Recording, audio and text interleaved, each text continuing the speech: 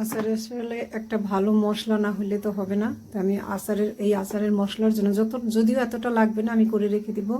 শুকনো মরিচ নিছি, ঝাল বেশি দিব না। আর এটা হচ্ছে মৌরি, এটা হচ্ছে মেথি, ধনিয়া, সামান্য রাঁধুনি, কালো জিরা আর সরিষার পরিমাণটা বেশি দিছি। এটা আমি এখন টেলে নেব। টেলে নিয়ে আমি গুঁড়া করে নেব।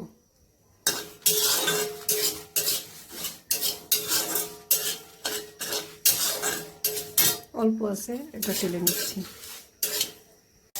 মশলাটা গরম করে একটু ঠান্ডা করে নিয়েছি। এবার আমি এটার মধ্যে গুঁড়ো করে নেব। মশলাটা গুঁড়ো করে নিয়েছি। এটাই কিন্তু আমি চাট মশলা হিসেবে ব্যবহার করি। অনেকে চাট মশলার রেসিপি চান, তো এরকম করেই করতে পারেন। এটাই আমি রেখে দেবো।